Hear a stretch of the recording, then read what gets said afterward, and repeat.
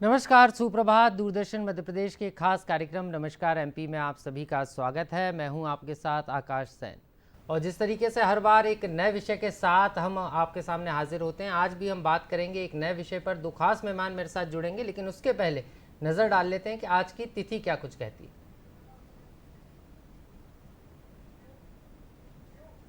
और आज की तिथि की अगर हम बात करें तो माघ माह शुक्ल पक्ष की चतुर्दशी तिथि आज है और 27 फरवरी 2024 दिन शुक्रवार। तो ये आज की तिथि की हमने अब बात की। और तिथि के अलावा अगर हम बात करें तो आज का इतिहास क्या कुछ कहता है, इस पर भी एक नज़र डाल लेते हैं, क्योंकि 23 फरवरी को क्या कुछ घटा था इस पर भी एक बार नज़र डाल लेते हैं। और आज के इतिहास की अगर हम बात करें तो 1886 में अमेरिका के रसायन शास्त्री और आविष्कारक मार्टिन हेल ने एल्यूमिनियम की खोज की थी आज ही के दिन। 1881 में सरदार अजीत सिंह की जयंती है, आज ही के दिन उनका जन्म हुआ था। 1952 में कर्मचारी भविष्य निधि और विविध प्रावधान अधिनियम पारित किया गया था। और अगर हम बात करें तो 1969 में भारतीय फिल्म अभिनेत्री मधुबाला का जन्मदिन है, उनको आज स्मरण किया जा रहा है। और बॉलीवुड की वो एक बेहतरीन अदाकारा थी। इसके अलावा 2010 की अगर हम बात करें तो भारत के मशहूर चित्रकार एम.एफ. हुसैन को आज ही के दिन कतर की नागरिकता दी गई थी। तो ये बात हुई आज के इतिहास की, लेकिन जिस तरीके से हम कार्यक्रम की शुरुआत करते हैं शुभ विचार के साथ, तो एक शुभ विचार पर भी एक नज़र डालें।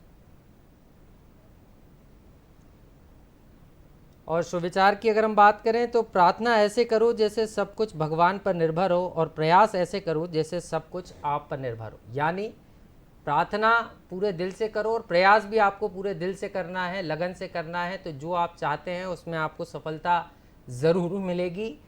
और इसी के साथ कार्यक्रम की शुरुआत करेंगे। दो खास मेहमान मेरे साथ मौजूद हैं। सबसे पहले मैं आपको विषय बता देता हूं कि आज हम दो महत्वपूर्ण विषयों पर चर्चा करने वाले हैं। एंटीबायोटिक दवाओं का प्रभाव और दुष्प्रभाव क्या है, इस पर आज हम चर्चा करेंगे। इसके साथ साथ नेत्रदान क्यों ज़रूरी है, क्योंकि नेत्रदान की बात होती है, लेकिन नेत्रदान क्यों ज़रूरी है, इन दो विषयों पर हम बात करने वाले हैं। मेरे साथ दो खास मेहमान मौजूद हैं। मेरे साथ मौजूद हैं डॉक्टर निकिता श्रीवास्तव जी हैं, यूरोलॉजिस्ट हैं। मैम बहुत बहुत स्वागत है आपका। और मेरे साथ देवकरण जी भी मौजूद हैं। बहुत बहुत स्वागत है देवकरण जी आपका। आई टेक्नीशियन हैं और लगातार लोगों को जो है प्रेरित करते हैं वो कि किस तरीके से नेत्रदान करना क्यों ज़रूरी है और कैसे आप नेत्रदान करके लोगों का जीवन बचा सकते हैं, उनको एक नई जीने की जो उमंग है वो दे सकते हैं। इस पर आज हम चर्चा करेंगे। लेकिन सबसे पहले बात करेंगे आज कि एंटीबायोटिक दवाओं का जो प्रभाव है, क्योंकि इसका चलन बड़ी तेज़ी के साथ बढ़ता जा रहा है और इसके प्रभाव के साथ साथ अब दुष्प्रभाव भी देखने को मिल रहे हैं, तो इसी पर आज चर्चा करेंगे। मेरे साथ मैम मौजूद हैं डॉक्टर निकिता श्रीवास्तव जी। मैम, क्योंकि आपने का एक लंबा आपने देखा है कि एंटीबायोटिक दवाओं का सेवन तेज़ी के साथ बढ़ रहा है, क्योंकि आप यूरोलॉजिस्ट हैं, तो सबसे पहली सवाल यही है कि लोगों को जो एंटीबायोटिक दवा का सेवन करते हैं उनके सामने सबसे बड़ी समस्या यही आती है कि उनको सबसे पहली कोई समस्या खड़ी होती है तो किडनी की होती है। तो सबसे पहले मैं यही समझना चाहूँगा कि एंटीबायोटिक दवाएँ कितनी ज़रूरी हैं और कितनी गैर ज़रूरी। जी, एंटीबायोटिक्स जो हैं, जैसे कोई भी दवाई हो, जब उसकी ज़रूरत हो तभी उसे लेना चाहिए। अभी बहुत ज़्यादा सर्दी खांसी का मौसम चल रहा है। काफ़ी लोग जो है उनको अपर रेस्पिरेटरी ट्रैक्ट इन्फेक्शंस हो रहे हैं। साथ ही साथ अभी सर्दी का मौसम था तो लोग जो है वो थोड़ा पानी का सेवन कम कर रहे हैं। इस वजह से उनको पेशाब में भी जलन या फिर यूरिन इन्फेक्शन की समस्या रहती है। इन दोनों ही चीज़ों के लिए, यानी अपर रेस्पिरेटरी ट्रैक्ट इन्फेक्शन और यूरिन इन्फेक्शन के लिए सबसे ज़्यादा एंटीबायोटिक्स ली जाती हैं ओवर द काउंटर, यानी कि बिना डॉक्टर की सलाह के। हमें कुछ एंटीबायोटिक्स के नाम याद रहते हैं जो पिछली बार डॉक्टर ने लिखे थे। हम बिना इस बार डॉक्टर को दिखाए हम वापस से वो पिछली बार काम की थी तो इस बार भी काम कर लेंगे, ऐसे हम एंटीबायोटिक्स खुद से ले लेते हैं। तो जब उन्हें डॉक्टर लिखते हैं तो सोच समझ के लिखते हैं, ज़रूरत है तभी लिखते हैं। पर अगर हम बिना प्रिस्क्रिप्शन के उनको सिर्फ पिछली किसी हिदायत के या फिर फ़ोन पे किसी डॉक्टर से पूछ लिया जिन्होंने आपको एग्जामिन नहीं किया, देखा नहीं, बिना टेस्ट कराए आपने एंटीबायोटिक्स ले ली, तो एंटीबायोटिक्स काफ़ी तरीके से फ़ायदा करती हैं और नुकसान भी करती हैं। नुकसान में मुख्यतः 3 कारण डिस्कस करना चाहूँगी। जी। सबसे पहले तो ये है कि अगर आप बिना प्रिस्क्रिप्शन के एंटीबायोटिक खाते हैं तो आप कुछ भी सेवन करेंगे जिसकी आपकी शरीर को ज़रूरत नहीं है, तो वो आपको नुकसान ज़्यादा पहुँचाएगा। और ये एंटीबायोटिक्स के में इनका केमिकल फार्मूला स्ट्रॉन्ग होता है। जो वाटर सॉल्युबल एंटीबायोटिक्स है, यानी कि जो पानी में घुल जाती हैं, उनमें से काफ़ी ज़्यादा किडनीज के रास्ते से बॉडी से निकाली जाती हैं, और जब वो किडनीज पहुंचती हैं तो वो जो नेफ्रॉन्स होते हैं, ये किडनी का फिल्टरिंग यूनिट होता है। जो किडनी को ये करोड़ों नेफ्रॉन्स होते हैं एक किडनी में, जो कि हमारे शरीर का रक्त जो है वो फिल्टर करते हैं, इनको डायरेक्ट डैमेज करते हैं।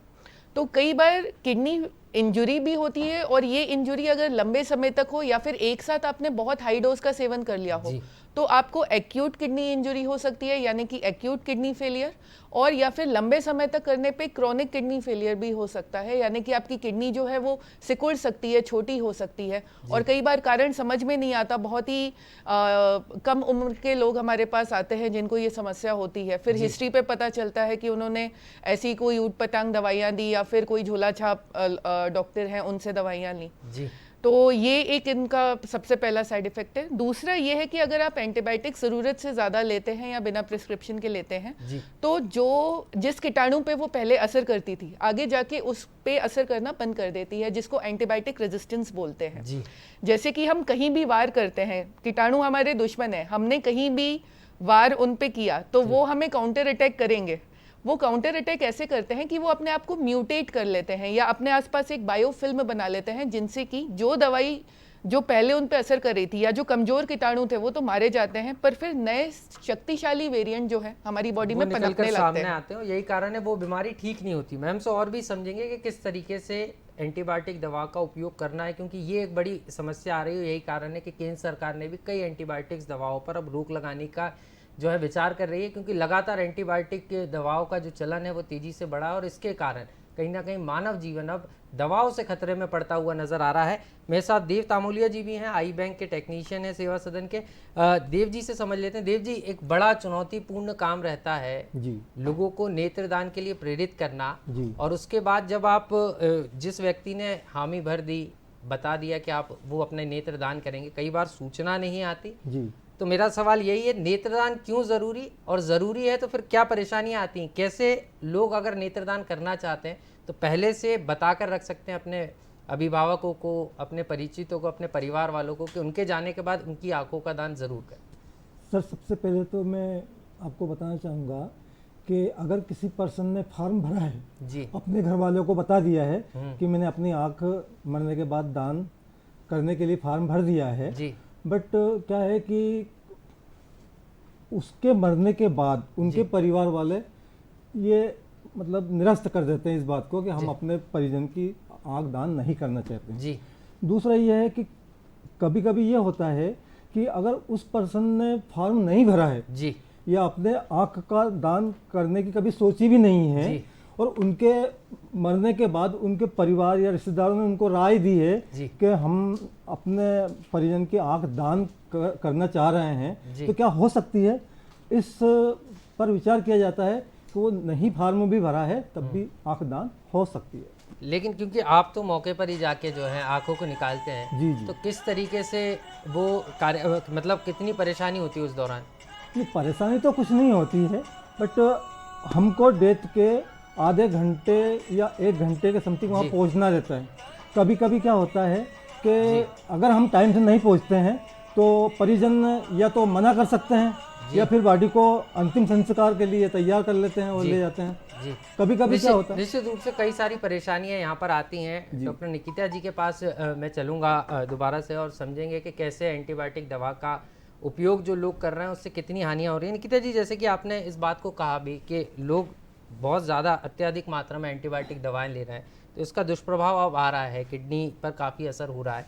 तो यहाँ पर क्या ज़रूरी है, क्योंकि आपने भी कहा कि अब जो बैक्टीरिया है वो कहीं ना कहीं इम्यून सिस्टम उनका बेस्ट बूस्ट हो जाता है एंटीबायोटिक दवाओं से, तो यहाँ पर क्या ज़रूरी है कि कैसे व्यक्ति पहचाने, क्योंकि आपने कहा डॉक्टर के पास तो नहीं जा सकते, कई बार जाते भी नहीं है लोग, जो पुरानी दवाएं वो ले लेते हैं। तो ऐसे में क्या ज़रूरी है कि कैसे वो पहुँचें डॉक्टर के पास, और अगर कोई दवा खा रहे हैं तो कितनी मात्रा में ले, क्योंकि हम आजकल देख रहे हैं सर्दी जुकाम भी होता है तो लोग अल्थ्रोमाइसिन एक टैबलेट है, गले में थोड़ी सी भी तकलीफ हुई लोगों ने गए मेडिकल अल्थ्रोमाइसिन ली और आराम लग गया, पता चले 1-2 महीने बाद वो इतना ज़्यादा हो जाता है कि उस टैबलेट से भी आराम नहीं मिलता। बिल्कुल, इसी को एंटीबायोटिक रेजिस्टेंस कहते हैं, जिसकी मैं बात कर रही थी।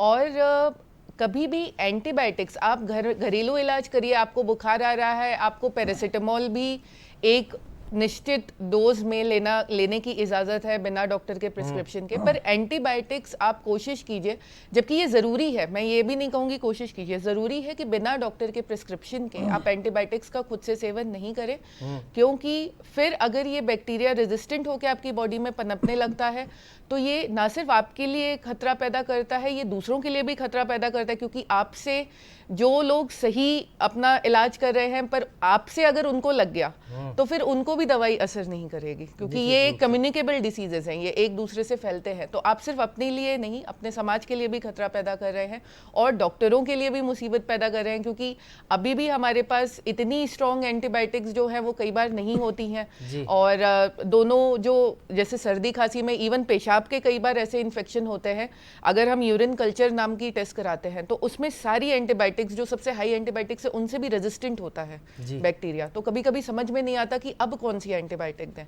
तो ऐसी स्थिति ना आए इसके लिए बिना प्रिस्क्रिप्शन के कोई भी एंटीबायोटिक मत लीजिए। साथ ही साथ मैं ये भी कहना चाहूँगी कि कई बार कोई हमारे रिलेटिव हैं जो कि किसी स्पेशलिस्ट के डॉक्टर हैं, अब मान लीजिए वो रेडियोलॉजिस्ट है और आपको तकलीफ जो है वो यूरिन की या फिर गले की है, आप उनसे दवाई पूछ लेते हो, वो भी आपको ठीक है, आप पास के रिलेटिव हो तो अपनी नॉलेज से कुछ बता देते हैं, पर एक्चुअली वो स्पेशलाइज नहीं है। या इवन स्पेशलिस्ट डॉक्टर भी हो तो by phone, by formal communication किसी को भी कोई एंटीबायोटिक बिना पेशेंट को देखे नहीं देनी चाहिए। तो आप सबसे पहले तो आप खुद बचें, क्योंकि कई बार हम जो अपने मेडिकल जो परिवार वाले हैं उन पे हम इतना प्रेशर डाल देते हैं कि कोई तो दवाई बता दो एंड ऑल, तो वो भी दे देते हैं, पर वो गलत है। तो ना ही खुद से दवाई लें और ना ही फ़ोन से लें, हमेशा डॉक्टर के पास जाके लें। निश्चित रूप से तो हमेशा डॉक्टर के पास जाके दवा लें, लेकिन दवाओं के लगातार सेवन से खास तौर पर किडनी की समस्या सबसे पहले नज़र आती है। कई लोगों को पथरी की समस्या होने लगती है, कई लोगों को किडनी में इन्फेक्शन होने लगता है। तो इसके बारे में मैडम से समझ लेते हैं। मैडम, किडनी की समस्या अब हर किसी के जीवन में आम हो चुकी है, और ख़ास तौर पर अगर हम पथरी की बात करें तो पथरी के दर्द के कई पेशेंट आपके पास भी आते होंगे, क्योंकि रायपुर एम्स में भी आप रही हैं और अभी भोपाल मेमोरियल हॉस्पिटल में, तो यहाँ पर कई पेशेंट्स आते होंगे तो उनको पथरी की समस्या, और कई बार वो झाड़ फूक करा लेते हैं, कहते हैं इससे निकल गई, और बाद में फिर पता चलता है कि जो पहले दवाओं से हो सकती थी चीज़ वो अब सर्जरी पर आ गई है और अब सर्जरी करना पड़ेगी, तो उससे भी लोग घबराते हैं। तो ये पूरा क्या ये एंटीबायोटिक के असर के कारण हो रहा है या किसके कारण हो रहा है? जी, कुछ एंटीबायोटिक्स हैं जिनसे पथरी बनती है, पर एंटीबायोटिक के असर से एज सच पथरी नहीं बनती है। पथरी बनने के दो कारण होते हैं, एक तो जेनेटिक होता है, कई बार अपनी बॉडी में कुछ ऐसी चीज़ें होती हैं जो हमारे बस के बाहर होती हैं, कुछ लोगों में ऐसी टेंडेंसी होती है, जिससे मैं बोलूँगी कि ऐसा टेंडेंसी होता है कि उनमें पथरियाँ बार बार बनती हैं जी। इसके लिए एक प्रॉपर उनका पूरे टेस्ट करा के उनका इलाज किया जा सकता है, पर कुछ लोगों को पानी की कमी से पथरी बनती है, क्योंकि खासकर आप देखेंगे या तो राजस्थान साइड में या फिर कोई इंडस्ट्रियल एरिया है, इवन भोपाल के कुछ एरियाज जो ऐसे हैं जो इंडस्ट्रियल एरियाज हैं जिसमें वाटर में कुछ केमिकल्स जैसे फ्लोराइड्स वगैरह है वो बहुत ज़्यादा पाए जाते हैं, तो उन लोगों में भी पथरी जो है वो देखी जाती है। तो पथरी बनना कई बार हमारे हाथ में नहीं होता, ज़रूरी नहीं है कि आप हर बार बहुत पानी पिएं तो आपको पथरी ना बने, पर यह है कि अगर पथरी 1 सेंटीमीटर से बड़ी है खासकर, तो वो बिना ऑपरेशन के जाना लगभग नामुमकिन है। कई बार हम ऐसे देखते हैं आयुर्वेद दवाई में या बाबा लोग के पास देखते हैं कि बिना ऑपरेशन के पथरी छूमंतर कर देंगे, तो ये सब जो है ये अफवाहें हैं। आप हमेशा एक यूरोलॉजिस्ट से मिलिए पथरी के लिए। और कुछ लोग जो है वो अपने पे गर्म सिल्ले लगाते हैं या फिर बहुत सालों तक आयुर्वेदिक दवाई खाते रहते हैं, तो जिससे जो 1 सेंटीमीटर की पथरी थी वो 5 सेंटीमीटर की बन जाती है, पूरी किडनी को गला देती है, और जब किडनी बचाने लायक नहीं रहती तब वो हमारे पास आते हैं। तो इसीलिए अभी एटलीस्ट ये हमारे पास सुविधा हो गई है। पुराने ज़माने की बात अलग थी, पर अभी अल्ट्रासाउंड जो है वो हर गली कूचे में है। आप एक डॉक्टर से, अगर आपको पेट में दर्द हो रहा है तो आप एक खुद से नहीं पर एक डॉक्टर की सलाह से आप एक अल्ट्रासाउंड करवा के पथरी का साइज देख सकते हैं। अगर छोटी मोटी 3-4 mm की पथरी है तो वो पानी पी के निकल सकती हैं, पर अगर 1 सेंटीमीटर से बड़ी पथरी है तो वो मुख्यतः ऑपरेशन के द्वारा ट्रीट की जाती है। आपने ट्रीटमेंट भी बता दिया कैसे होती है, लेकिन इसमें एक बात ये भी निकल कर आती है कि लोगों के मन में रहता है कि अल्कोहल का सेवन करना शुरू कर दीजिए, पथरी निकल जाएगी। तो ये कितना सच है? क्या वास्तव में इससे कुछ प्रभाव पड़ता है? क्योंकि कई लोगों को पथरी जब शुरुआत में होती है, पेन होता है, तो लोग अल्कोहल का सेवन करने लगते हैं। अलग अलग प्रकार से कहा जाता है, कई लोग कहते हैं जौ का पानी ज़्यादा पीने लगे। तो क्या ये ठीक है? क्या वास्तविकता में इससे कोई प्रभाव पड़ता है या फिर दवाएं लेना पड़ेंगी? जी, ये एक्चुअली एक प्रोसेस होता है जिसको डायूरेसिस कहते हैं, यानी आपके शरीर में पेशाब की मात्रा ज़्यादा बनाने वाली चीज़ है। ये चीज़ तो कॉफ़ी से भी होती है, और जैसे कि अल्कोहल से, जैसे बियर हो गया, उससे भी जो है पेशाब जो है वो इंसान बहुत ज़्यादा जाता है, तो वो बॉडी का पानी जो है वो निकालती है, और पानी के साथ छोटी मोटी पथरियाँ निकल जाती हैं। तो अल्कोहल से पथरी नहीं निकलती, पेशाब ज़्यादा बनने से पथरी निकलती है। तो मैंने वही बोला कि 3-4 mm की अगर किडनी में ऊपर पड़ी हो छोटी मोटी पथरी, तो हाँ, वो पानी पीने से ऐसे निकल जाती है। पर ये बिल्कुल भी हर केस में ये सच नहीं है। बिना डॉक्टर की सलाह के ऐसा कुछ भी ना करें। तो निश्चित रूप से कई बार लोगों के मन में ये भ्रम रहता है कि अल्कोहल का सेवन कर लिया तो पथरी निकल जाएगी, लेकिन पथरी एक बड़ी समस्या है। सही समय पर अगर आपने इलाज नहीं कराया तो आपकी किडनी खराब तक हो सकती है। तो दर्शकों, ये हमारा सजीव फोन इन कार्यक्रम है। टेलीविज़न स्क्रीन पर टेलीफोन नंबर्स आपको दिखाए जा रहे हैं। इन टेलीफोन नंबर्स पर आप कॉल करके हमारे जो विशेषज्ञ हैं उनसे सीधे जुड़ सकते हैं और अपनी समस्याओं का समाधान पा सकते हैं। देव तामुलिया जी भी मेरे साथ हैं, आई बैंक के टेक्नीशियन हैं। उनसे भी समझ लेते हैं, लगातार लोगों को नेत्रदान के प्रति प्रेरित करते हैं, उनसे बात करते हैं। देव जी, आप जैसे कि बता रहे थे कि लोगों के यहाँ जब जाते हैं और लोगों को प्रेरित करते हैं, लेकिन कई बार एक समस्या आती है, लोग रजिस्ट्रेशन तो करा लेते हैं लेकिन नेत्र दान की संख्या बड़ी कम है और रजिस्ट्रेशन की संख्या बहुत ज़्यादा। आपको नहीं लगता कि कहीं ना कहीं बीच में गैप आ जाता है, या अभिभावक उस व्यक्ति के जाने के बाद उसके लिए तैयार नहीं होते, उनके परिजन? सर, मैं आपको बताना चाहूँगा कि हमारे देश में करीब 1 साल में 1 लाख लोग कार्नियल ब्लाइंड हो जाते हैं जी।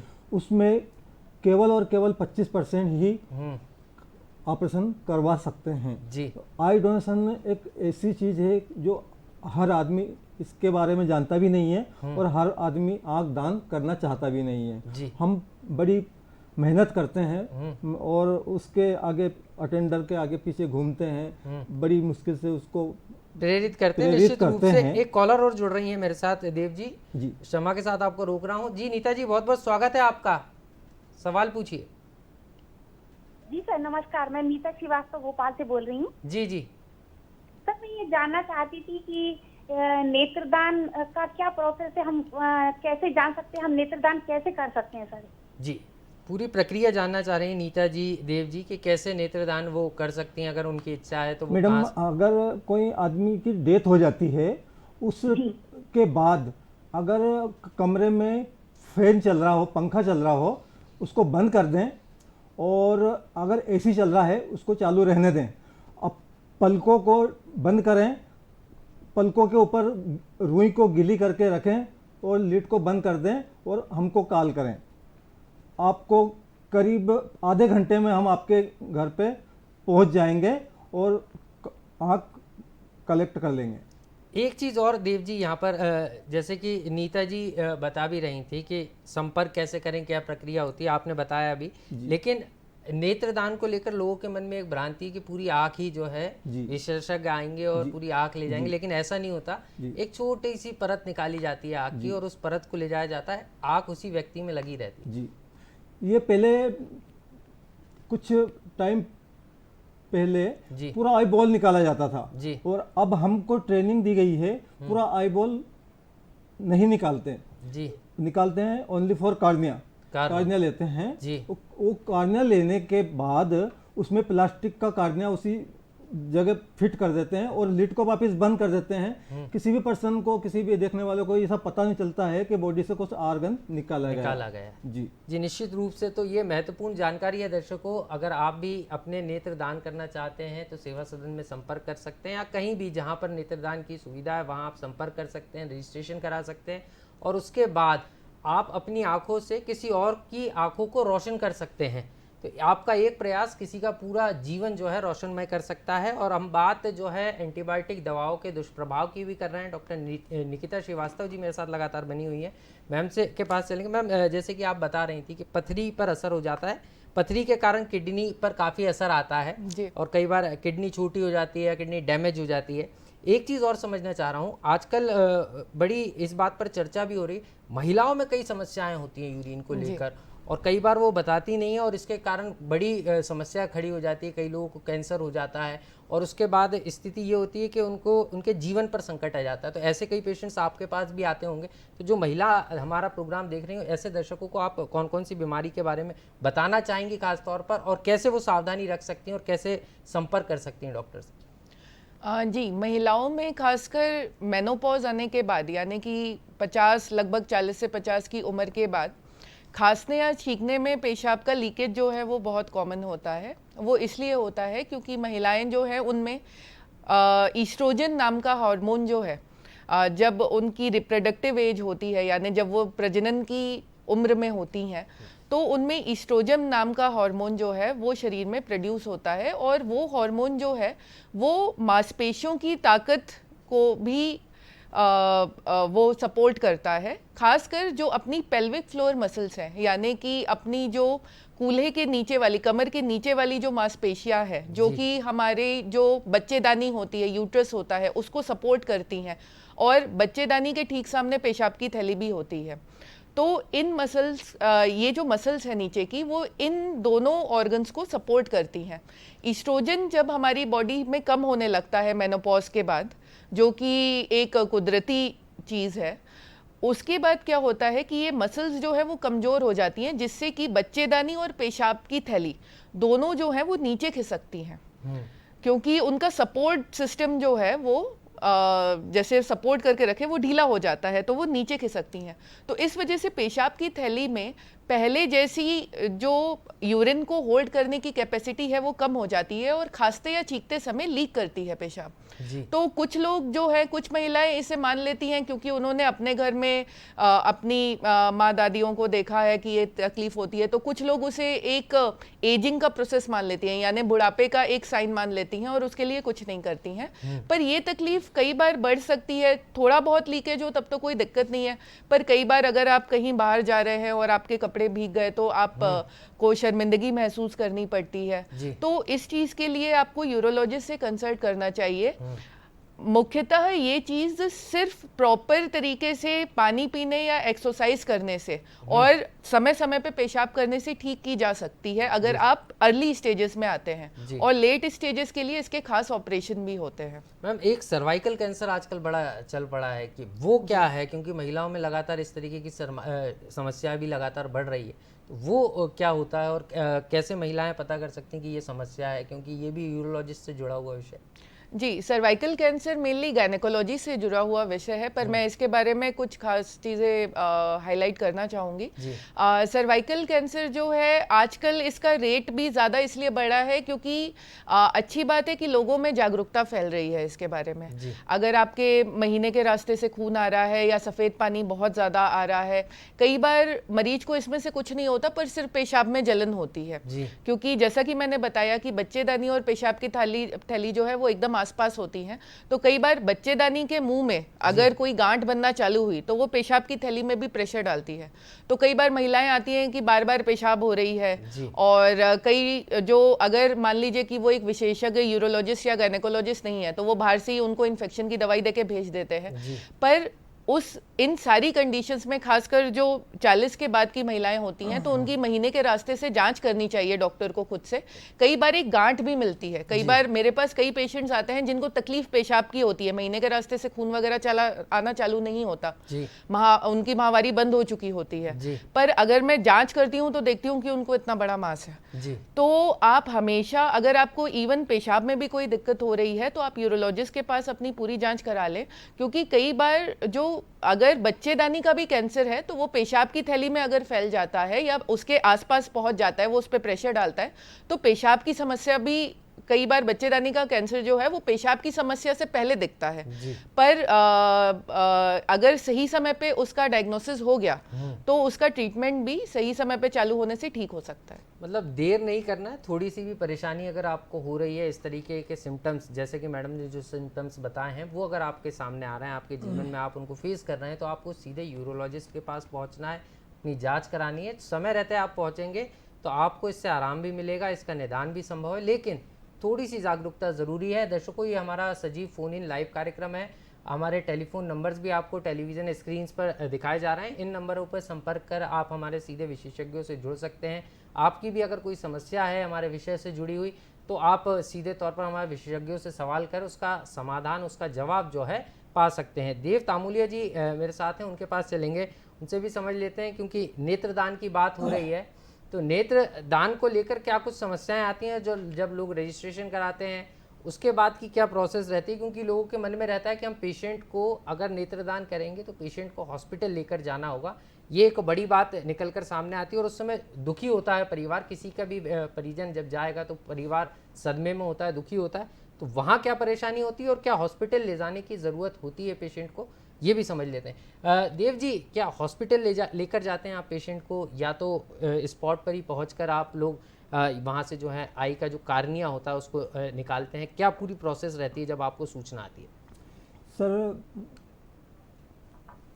पेशेंट को अगर हम पूछ लेते हैं उनसे फ़ोन लगा के पेशेंट कहाँ पर है, हॉस्पिटल में है, आईसीयू में है, घर पर है जी, तो हम अगर पेशेंट घर पर है तो उसको घर पर, हम उनके घर पर जाकर कॉर्निया कलेक्ट करते हैं। अगर हॉस्पिटल में है तो हॉस्पिटल जाकर कॉर्निया कलेक्ट अगर मर्चुरी में है तो मर्चुरी में जाके कॉर्निया कलेक्ट करते हैं। मतलब पेशेंट जो डेड बॉडी है ना तो उनके परिवार को परेशान करते हैं और ना ही किसी डॉक्टर को परेशान करते हैं। हम अपने से 5 ml ब्लड वहीं से लेते हैं, किसी डॉक्टर से पूछते भी नहीं है कि आपने इनका ट्रीटमेंट किया है तो इनको क्या बीमारी रही थी, क्या है क्या नहीं है। हम अपने से 5 ml ब्लड लेके उसको 5 तरह की जांच में डालते हैं। जैसे कोई भी बॉडी में इन्फेक्शन अगर रहा हो तो वो कॉर्निया हम कलेक्ट नहीं करते हैं। तो पहले जांच होती है ब्लड की, मतलब जिस व्यक्ति को वो आंख लगने वाली है उसकी सुरक्षा का भी पूरा ध्यान रखा जाता है। एक चीज और समझना चाह रहा था,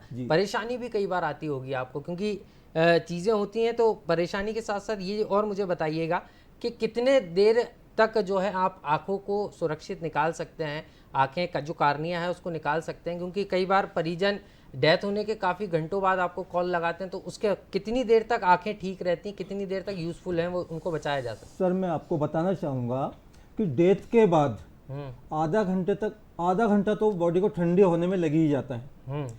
आधा घंटे बाद वो अपने में सोचते हैं, समझते हैं भाई आई डोनेशन करना है कि नहीं करना है, किसी परिजन से पूछेंगे, किसी रिश्तेदार से पूछेंगे, इन्होंने फॉर्म भरा था कि नहीं भरा था, उनकी राय लेंगे, परिवार वालों की राय लेंगे। तो वो क्या है कि 8 घंटे तक हम उस आँख को कलेक्ट कर सकते हैं।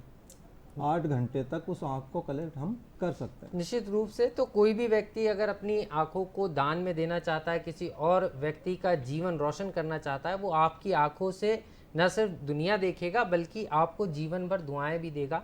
तो ऐसे में जो लोग हैं वो नेत्रदान के लिए आगे आएँ, ये हमारी भी कोशिश है और हमारी भी अपील है कि नेत्रदान ज़रूर करें, क्योंकि आपकी आँखें आपके जाने के बाद किसी का जीवन रोशन कर सकती हैं। एंटीबायोटिक दवाओं का बढ़ता उपयोग और इसके साथ साथ इसका दुष्प्रभाव पर भी हम चर्चा कर रहे हैं। डॉक्टर निकिता श्रीवास्तव जी मेरे साथ लगातार हैं, यूरोलॉजिस्ट हैं सीनियर। मैम के पास चलेंगे। मैम, हमने पथरी की बात भी कर ली, गंभीर महिलाओं को जो बीमारियां होती हैं, एक चीज़ अब कॉमन हो रही है, ख़ासतौर में बच्चों में देखी जा रही है। कि बच्चे पानी कम पी रहे हैं, और इसके कई केसेस आपके पास आते होंगे, कई लोगों को कई तरीके की परेशानियां होती हैं और वो पता नहीं होता लोगों को, तो कैसे उसमें देखेंगे आपके, कैसे पता चलता है कि नहीं भाई ये यूरोलॉजिस्ट से संबंधित बीमारी है? और वहाँ पर अगर 2-3 सिम्टम्स आप हमारे दर्शकों को बता दें जो प्रोग्राम देख रहे हैं, कि कैसे पता चल जाएगा कि भाई उनको ये समस्या और तुरंत डॉक्टर के पास पहुँचना है? देखिए, जैसा मैंने बताया कि पथरी बनने का एक कारण ये भी है कि शरीर में पानी की कमी होना। तो जो बच्चे पानी कम पीते हैं, बच्चों में अगर पथरी बनती है तो हो सकता है कि उन्हें कोई वांशिक बीमारी हो या फिर कोई और बीमारी हो। जनरली बच्चों में पानी की कमी से अगर पथरी बनती है तो वो थोड़े बड़े में होती है।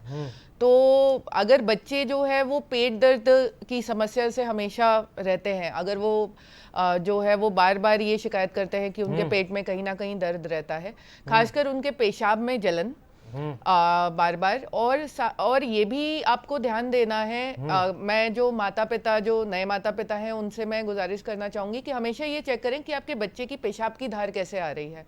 जैसे जो लड़के हैं बच्चे, तो लड़कों में पेशाब की धार कितनी दूर तक जा रही है, उसका फ्लो जो है वो कितनी दूर तक आ रहा है, कहीं ऐसा तो नहीं।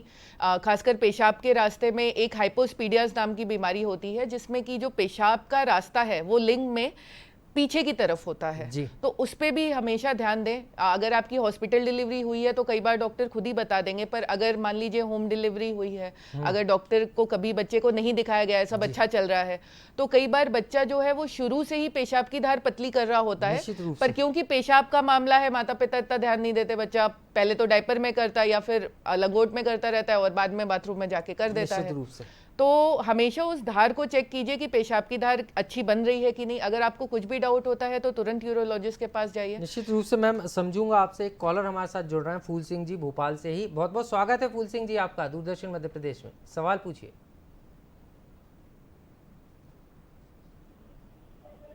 हेलो जी नमस्कार सर, सवाल पूछिए। जी नमस्कार। किडनी से संबंधित जानकारी चाहिए, क्या कैसे बढ़ती, कैसा होता है ये, उसका पहचान क्या है? जी जी जी। कितनी एज है सर आपकी? जी सर उम्र कितनी है, क्या समस्या है, किडनी को लेकर समस्या है?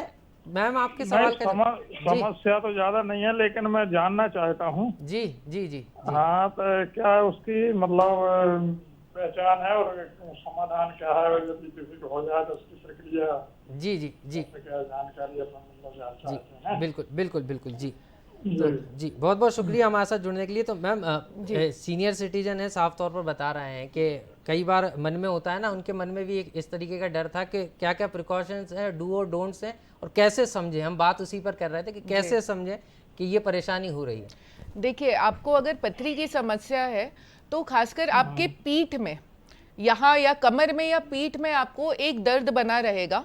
अब कई बार जो उम्र के हिसाब से जो हमें रीढ़ की हड्डी का दर्द होता है, कई बार वह दर्द भी हो सकता है, पर अगर आपकी पीठ में लगातार दर्द बना हुआ है रीढ़ की हड्डी से इधर, यानी कि कमर के साइड जो कि सामने की तरफ जाता है, या फिर पेट में भी अगर आपको नीचे की तरफ या फिर पेड़ू के ऊपर दर्द हो रहा है जी, और या पेशाब बार बार आना, और रात में पेशाब जो है वो 2 बार से ज़्यादा जाना, दिन में 1 घंटे में 1 बार से ज़्यादा पेशाब जाना, पेशाब में जलन होना, पेशाब की धार पतली होना, और अगर पेशाब आपको बहुत ज़ोर से, अगर पेशाब कभी भी आती है तो पेशाब बहुत ज़ोर से लगना, मतलब और जाते जाते पेशाब छूट जाना, अगर पेशाब जिसको कहते हैं लोग कंट्रोल नहीं कर पाते, ऐसी कोई भी समस्या है तो आपको तुरंत यूरोलॉजिस्ट से संपर्क करना चाहिए। पथरी भी हो सकती है, और जैसा कि जो बुजुर्ग पुरुष है उनमें प्रोस्टेट की समस्या भी हो सकती है, उनमें भी ये सब दिक्कतें जो पेशाब की मैंने बताई वो हो सकती हैं। तो अगर आपको इनमें से कोई भी दिक्कत है तो आप एक यूरोलॉजिस्ट से मिलिए, और वो आपके सोनोग्राफी और बाकी टेस्ट कराएंगे और उसके हिसाब से फिर आपको ट्रीटमेंट लिखेंगे। तो सावधानी ज़रूरी है, और मैम ने भी बताया जिस तरीके से सावधानी रखना है आपको। और जो सिम्टम्स मैडम ने बताए हैं, अगर उनमें से किसी भी तरीके के सिम्टम्स आप में दिख रहे हैं तो देर नहीं करिए, क्योंकि इसका इलाज संभव है। अगर समय रहते आप जो है डॉक्टर्स के पास पहुंचेंगे, उपचार कराएंगे, तो आप पूरी तरह स्वस्थ हो सकते हैं। नेत्रदान क्यों जरूरी है, इस पर भी हम चर्चा कर रहे हैं। देव जी मेरे साथ हैं, देव जी के पास चलेंगे, देव जी से समझ ले। देव जी, आपने जिस तरीके से बताया कि नेत्रों को दान करना जरूरी है, 8 घंटे के अंदर आप लोग जाकर, अगर 8 घंटे के बाद सूचना देते हैं तो फिर आंखें काम की नहीं रहती। लेकिन कई बार आपने चीज़ें फेस की होंगी, जैसे कि कई लोग रजिस्ट्रेशन करा लेते हैं, या कई लोग चाहते हैं कि किसी व्यक्ति का एक्सीडेंट हो गया, उनके जो बॉडी पार्ट्स हैं वो डोनेट हो जाएं, लेकिन क्या वहां पर भी कोई परेशानी आती है जब आप लोगों की टीम पहुंचती? नहीं सर, हमारे को नहीं लगता कि वहाँ पर परेशानी आती होगी। जी जी। पर हम जाते हैं, हम अपना उनको मोटिवेट, उनके परिवार वालों को मोटिवेट करके अपना कार्निया कलेक्ट करके हम वापस अपने स्थान पर आई बैंक पहुँच जाते हैं। चलिए, एक कॉलर जुड़ रहे हैं, अशोक जी जबलपुर से। बहुत बहुत स्वागत है अशोक जी आपका दूरदर्शन मध्य प्रदेश में। सवाल पूछिए। जानना चाहता हूँ सर कि जैसा कि अभी आपने मैंने बताया कि बहुत से कारण रहते हैं पेशाब रुकने के, तो इससे पथरी बनने का भी खतरा बना रहता है। तो पथरी जो है उसकी जांच करने कौन कौन से तरीके, क्योंकि वो तो पहले से पता चलता ही नहीं, अचानक हो जाता है वो जी, और उससे बड़ी परेशानी होती है लोगों को दर्द के कारण। इसके बारे में कुछ बता कि थोड़ा बहुत पता चले। बगैर सोनोग्राफी जरूरी है, रक्त संबंधी भी कोई जांच होती है? जी बिल्कुल जी, सोनोग्राफी जो है वो पहली बात तो अगर आपको पेट में दर्द होता है तो पेट दर्द के और भी कारण हो सकते हैं, जैसे कि पित्त की थैली में भी पथरी होती है। ज़रूरी नहीं है पथरी किडनी में ही होती है। एक जो गॉल ब्लैडर होता है उसमें भी पित्त की थैली की पथरी जो होती है उसका पेन जनरली दाएं साइड में ऊपर की तरफ होता है। ज़रूरी नहीं है, पेट में कहीं भी दर्द हो सकता है। तो सबसे पहले तो आप डॉक्टर से मिलिए। हमारा भारत में सबसे बड़ी प्रॉब्लम ये है कि अपना हेल्थ केयर सिस्टम जो है वो बहुत एक्सेसिबल है, मतलब आप डॉक्टर से कभी भी मिल सकते हैं। विदेशों में ये पॉसिबल नहीं होता है, वहाँ लाइन लगानी पड़ती है। फिर भी हम इस सिस्टम का कई बार फ़ायदा नहीं उठा पाते हैं। आप सबसे पहले किसी भी आपके आसपास जो भी स्पेशलिस्ट है आप उनसे मिलिए, वो आपको एक सोनोग्राफी और एक्सरे एडवाइस कर देंगे। सोनोग्राफी में मैं कहूँगी 70-80% टाइम जो है वो पथरी कहाँ है वो पता चल जाता है। पर कई बार अगर किडनी के नीचे पथरी है, एक यूरेटर नाम की पतली ट्यूब होती है, अगर पथरी वहाँ फंसी है तो वो सोनोग्राफी भी नहीं पकड़ पाती है, तब सीटी स्कैन कराना पड़ता है। पर बिना डॉक्टर की सलाह के आप सीटी स्कैन मत कराइए, क्योंकि उसकी किरणें जो हैं वो लंबे समय पर नुकसान कर सकती हैं। तो जब डॉक्टर लिख के दें तभी कराना है। बाकी सोनोग्राफी, एक्सरे, सीटी स्कैन, इन सभी पद्धतियों के माध्यम से हम पथरी कहाँ है और कितनी बड़ी है वो पता कर सकते हैं और उसका इलाज संभव है। पर बिना डॉक्टर के लिखे आप इनमें से कोई भी जांचें, कोई भी दर्द हो तो खुद ना कराएं, एक बार एक डॉक्टर की सलाह जरूर ले लें। मैम, जैसे कि पथरी सिर्फ किडनी में नहीं होती, पित्त में भी होती है, आप बता रही थी, तो वो पित्त की पथरी का भी क्या सर्जरी उपचार है? क्योंकि कहा जाता है कि पित्त में अगर एक बार पथरी हो गई तो उसको फिर पूरे पित्त को निकाला ही जाता है, पूरे पित्त को निकाला ही जाएगा उसको। क्या ऐसा ही होता है, या यहाँ पर भी दवाओं से कुछ संभव है कि दवाओं से यहाँ की पथरी को मूव किया जा सकता है, निकाला जा सकता है? जी, वो डिपेंड करता है पथरी कितनी है और कितनी बड़ी है। जो छोटी पित्त की थैली की पथरियां हैं जो ऐसी पकड़ में आ गई, जिनकी वजह से मरीज को कोई दिक्कत नहीं हो रही है, तो उनको ऐसे छोड़ा भी जा सकता है या फिर कुछ दवाइयों से उनको देखा जा सकता है कि वो क्लियर हो रही है। वैसे पथरी बन गई तो वो खुद से क्लियर नहीं होती है। या तो ये हो सकता है कि वो जब तक दिक्कत ना करे तब तक हम वेट कर सकते हैं, और फिर जनरली पित्त की थैली की जो पथरियां हैं वो बहुत सारी एक साथ बनती हैं और मरीज को काफी दिक्कत करती हैं, तभी फिर सर्जरी से इनका निकाला जाता है। एक चीज़ और मैम मैं समझना चाह रहा था, जो पथरी के मरीज होते हैं, जिसको भी पथरी होती है, कई बार वो समझ लेते हैं कि हमें गैस्ट्रिक प्रॉब्लम है, एसिडिटी हो रही है, और एसिडिटी की दवा लेते रहते हैं। बहुत बाद में जाके पता चलता है कि हमें तो पथरी थी, और कई बार तो लोग इंजेक्शन भी साथ में लेकर चलते हैं, और वो भी दर्द के वेवरॉन हो गए, कई प्रकार के इंजेक्शंस जो हैं, तो वो भी कहीं ना कहीं हानिकारक, क्योंकि लगातार दर्द के पेन के इंजेक्शन लेंगे तो वो भी इम्पैक्ट डालते हैं किडनी। जी, दोनों ही। देखिए, पेट अपना बहुत बड़ा है, इसके अंदर आते भी होती हैं, पित्त की थैली भी होती है, किडनी भी होती है ना, तो तकलीफ तो कहीं भी हो सकती है। इसीलिए बिना डॉक्टर की सलाह के सबसे पहली बात कोई ट्रीटमेंट स्टार्ट ना करें या कोई जांचें नहीं कराएं। और कभी भी दर्द के इंजेक्शन एक हद के बाद खुद से ना लें। अगर आपको खुद से बहुत ज़्यादा दर्द हो रहा है तो वोवेरॉन की जगह आप पैरासीटामॉल को प्रेफर करें, क्योंकि वो थोड़ी सी माइल्ड होती है।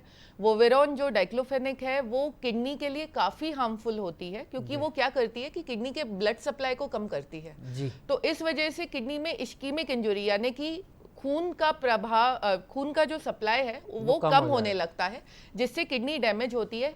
साथ ही साथ ये दर्द की दवाइयाँ इतनी पावरफुल होती हैं कि अगर बहुत ज़्यादा मात्रा में ले गई तो अतड़ियों में भी छेद कर देती हैं, जिसको परफोरेशन पेरिटोनाइटिस कहते हैं।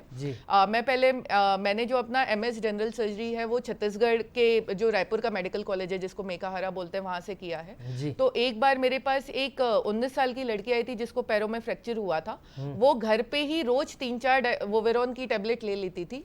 उसकी अतड़ी फट गई। जब हमने उसका पेट खोला तो हमें उसकी फटी हुई अतड़ी में से वोवेरॉन टेबलेट दिखी। तो ये इतनी हार्मफुल हो सकती हैं, तो कभी भी दर्द की दवाइयाँ भी बिना प्रिस्क्रिप्शन के ना लें। तो मतलब मैम पेन किलर भी जो है कहीं ना कहीं सीधे तौर पर साइड इफेक्ट डालती हैं, क्योंकि ये भी एक एंटीबायोटिक का रूप है। नहीं, एंटीबायोटिक का मतलब है एंटीबायोटिक, यानी कि जो माइक्रो ऑर्गेनिजम्स हैं जो कि बैक्टीरिया है या फिर कुछ फंगल भी, एंटी फंगल होते हैं, एंटी बैक्टीरियल होते हैं।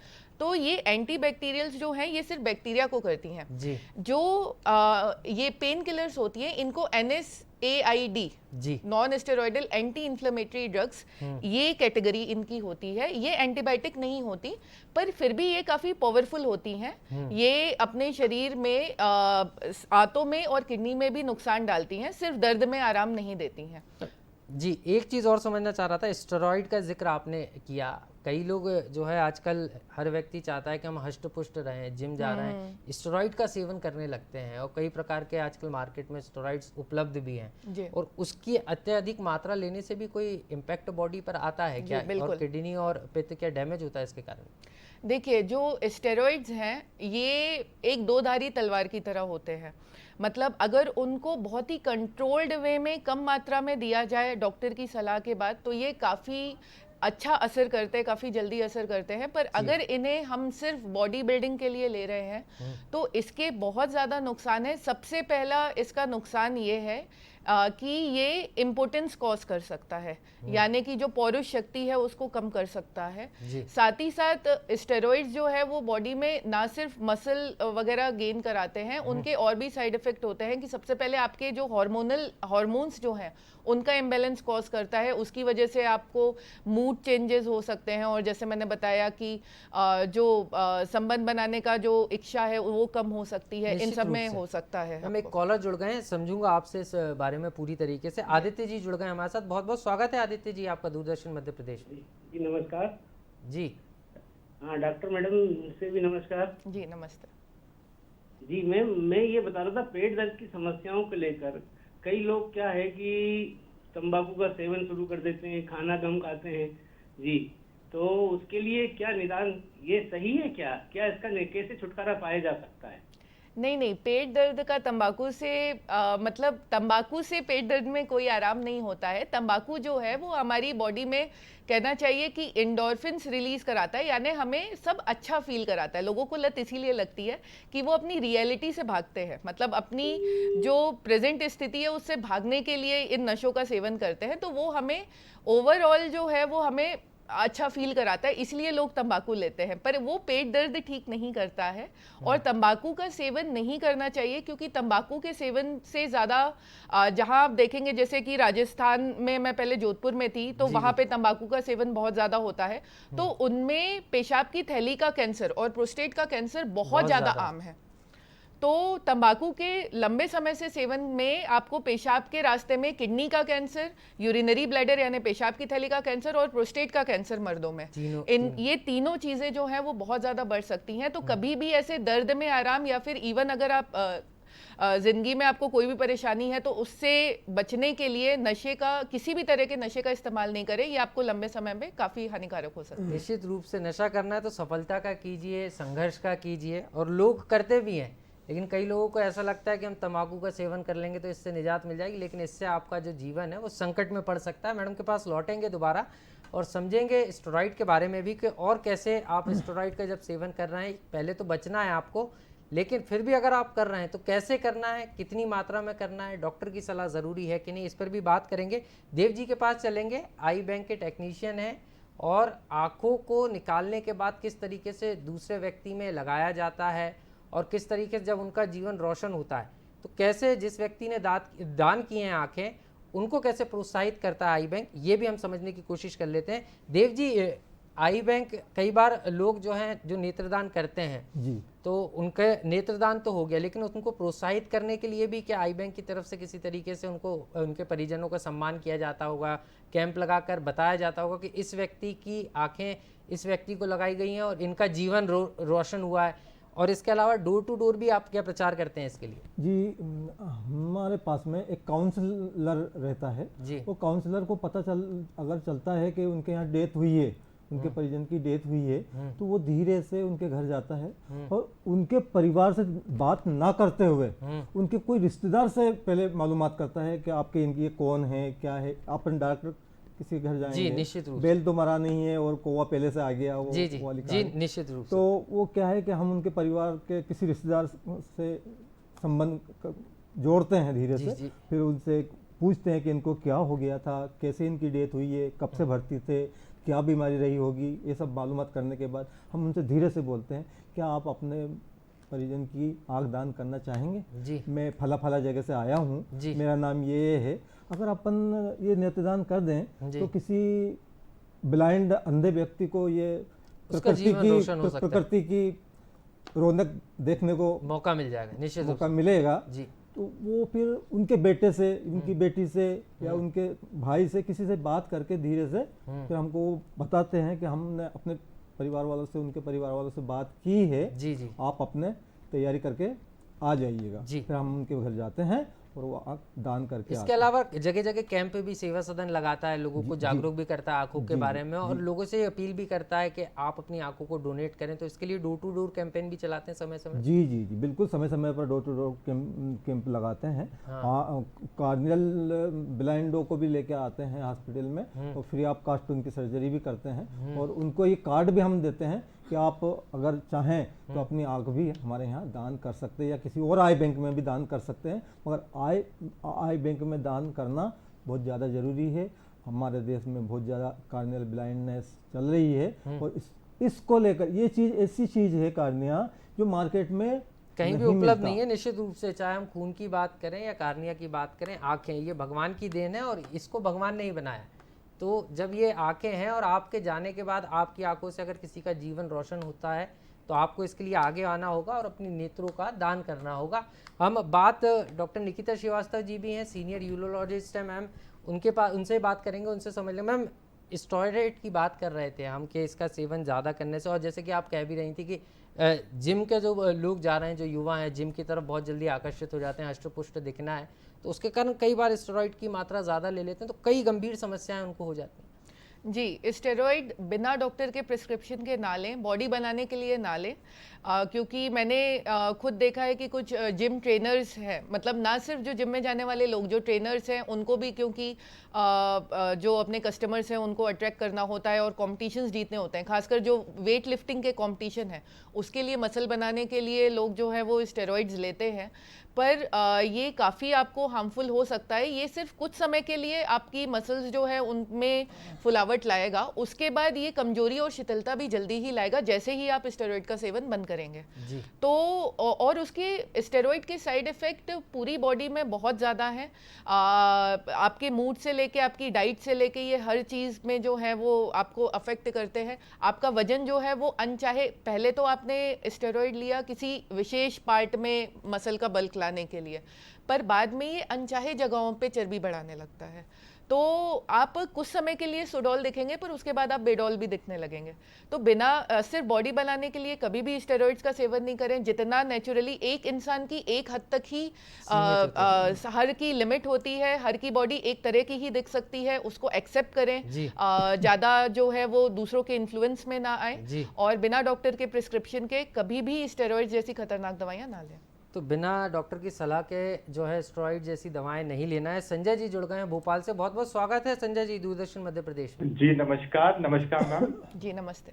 मैं ये जानना चाहता हूँ मैम, ये पथरी के बारे में मैं ये पूछना चाहता हूँ कि ये भ्रांतियां हैं कि अगर आपको एक पथरी हो गई है तो आपको बार बार पथरी होगी, तो क्या मैम ये कितना % सही है कि क्या बार बार पथरी होगी क्या उस बंदे को, या एक ही पथरी हो गई है तो वो पर्टिकुलर एक ही रहेगी, या ये पानी जो है, लोग कहते हैं कि पानी कम पीने से भी पथरी का एक बहुत बड़ा एक पथरी हो सकती है, मतलब पानी के कारण से, तो मैडम ये भी जरूरी है क्या? जी, जैसा कि मैंने पहले ही आपको बताया कि पथरी होने के बहुत अलग अलग कारण होते हैं। जिन लोगों को जेनेटिक कोई प्रॉब्लम होती है, काफ़ी सारे जीन्स हैं, उनको एक बार पथरी हो गई तो बार बार होगी, पर ये सबके लिए नहीं है। मतलब हर शरीर अलग है, हर कारण पथरी का अलग है। कुछ लोगों को बार बार होती है, पर कुछ लोगों को, जिनको खासकर पानी की कमी से एक बार पथरी हो गई तो क्लियर करके फिर दोबारा नहीं भी होती है। तो इसके चांसेस आप मान लो 50-50 हैं। तो इसलिए अगर, पर हाँ ये है कि अगर पथरी बड़ी है तो वो बिना ऑपरेशन के नहीं जाएगी। तो ये नहीं सोचना चाहिए कि दोबारा तो होनी है तो हम अभी ऑपरेशन क्यों कराएं। जितनी हो गई है वो तो क्लियर कराना ही है, बात की बाद में देखेंगे। जी मैम, एक चीज़ और समझना चाह रहा था क्योंकि सवाल आया और ये चीज़ भी आई कि पथरी को लेकर लोगों के मन में बहुत सारी भ्रांति है, और आपने भी कहा कि बार बार नहीं होती, लेकिन कई लोगों के साथ ये समस्या रहती है कि गर्मी का सीज़न जैसे स्टार्ट होता है, जैसे कि अब ठंडी जा रही है और गर्मी शुरू होने वाली है, इस सीज़न के दौरान लोगों में, अधिकांश लोगों को दर्द होता है क्योंकि सर्दियों में पूरा पानी कम पिया और उसके बाद गर्मी शुरू होती है, इंटेक पानी का उतना ही रहता है, उसके कारण भी कई बार समस्या आती है सामने। जी बिल्कुल, जैसा कि मैंने बताया कि जो जेनेटिक रीज़न है उसको छोड़ के अगर आपने पानी ढंग से नहीं पिया, तो क्योंकि हमारी किडनी जो है वो एक फ़िल्टर की तरह है। आप घर में इमेजिन कीजिए कि कोई फ़िल्टर है जो बहुत सालों से, जिसमें से पानी जा रहा है। अगर मान लीजिए पानी में ही बहुत ज़्यादा केमिकल है या फ्लोराइड है, आप जैसे कि एडवर्टाइजमेंट्स में भी देखते हैं, तो वो, या फिर कैल्शियम है, तो वो कैल्शियम जो है वो जमा होता जाएगा। तो जो इंडस्ट्रियल एरियाज हैं, जैसे भोपाल में भी कुछ इंडस्ट्रियल एरियाज हैं, तो वहाँ का पानी के साथ आपको रोकना, एक और कॉलर जुड़ गए हमारे साथ, AK नारायण जी झांसी से। बहुत बहुत स्वागत है आपका Narayan ji. Madam, posted gland की क्या क्या सिम्टम्स होते हैं वो बताइए, जैसे पोस्टेड ग्लैंड है, हुआ है किसी को तो।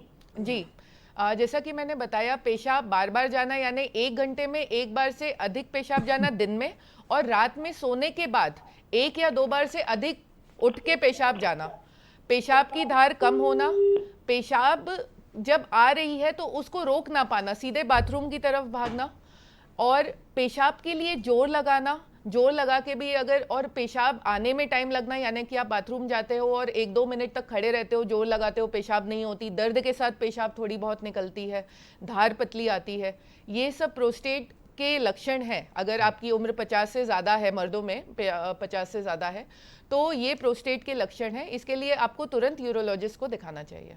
तो समाधान यही है कि अगर आपको इनमें से कोई भी सिम्टम्स नज़र आ रहे हैं तो आपको सीधे डॉक्टर के पास पहुंचना है, और आपको ये भी समझना है कि अगर समस्या आई और आप तुरंत डॉक्टर के पास पहुंच गए तो आपको किसी भी तरीके की समस्या से निदान मिल सकता है। मैडम, एक चीज़ और समझना चाह रहा था आपसे कि तमाम बातें हो गई और हम एंटीबायोटिक दवाओं की बात कर रहे थे।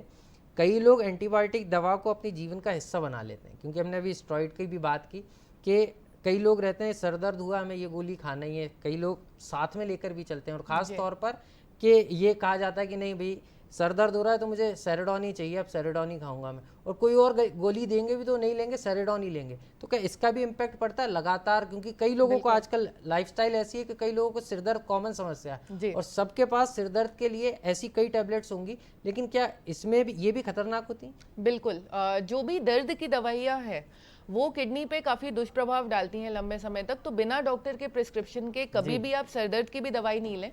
उनके लिए न्यूरोलॉजिस्ट या न्यूरोसर्जन जो है, सरदर्द कई प्रकार के होते हैं, उसमें भी ज़रूरी नहीं है कि एक दवाई आपको असर करेगी वो आगे भी करेगी, तो उनकी सलाह के बिना आप कोई भी दवाई लंबे समय तक नहीं लें। खासकर दर्द की दवाइयाँ बिना डॉक्टर के प्रिस्क्रिप्शन के ना लें, इनको आदत मत बनाइए। जो दवाइयाँ आपको लगातार सेवन के लिए लिखी गई हैं, जैसे बीपी शुगर की दवाई, इवन प्रोस्टेट की जो समस्या है उसके लिए भी दवाइयों से इलाज हो सकता है, और उसके लिए भी दवाई हर रात को रोज खानी होती है लगातार। तो यही दवाइयाँ जो हैं वो अपने साथ रखें।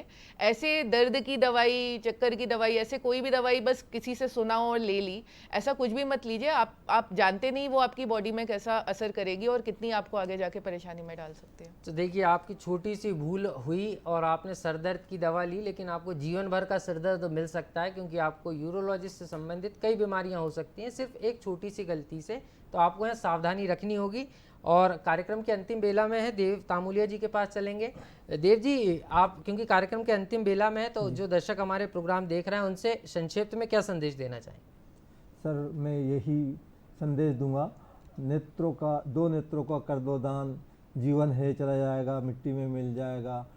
किसी अनजाने व्यक्ति को ये आँख लग जाएगी, वो इस मालिक को तेरी आत्मा मालिक के चरणों में भेंट हो जाएगी। जी, चलिए, तो नेत्रदान ज़रूरी है, ये बात उन्होंने कही है, और अगर आपने नेत्रदान कर दिया तो जो व्यक्ति गया है उसको सच्ची श्रद्धांजलि भी यहाँ पर दे सकते हैं आप।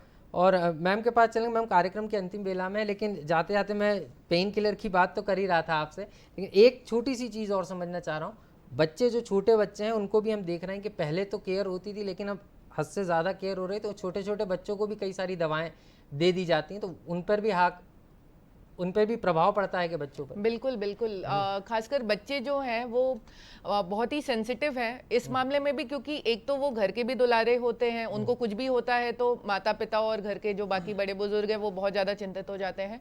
और खासकर बच्चों की बॉडी, क्योंकि ऑब्वियसली वो उतनी ज़्यादा डेवलप नहीं है, तो उसमें कोई भी दवाई जो है वो अगर वो प्रॉपर उसके लिए पीडियाट्रिशियन की अगर सलाह के बिना उनको दवाई दी गई तो वो उनको काफ़ी नुकसान भी कर सकती है। निश्चित रूप से मैम, चलते चलते एक छोटा सा संदेश भी हमारे दर्शकों के लिए। जी, मैं यही आप लोग से गुजारिश करना चाहूँगी कि सबसे पहले आप कोई भी बिना डॉक्टर की सलाह के कोई भी दवाई का सेवन जो है उससे बचें, और हमेशा हमेशा ये समझें कि आपको कौन सी तकलीफ़ है और उसकी स्पेशलिस्ट से जाके मिलें।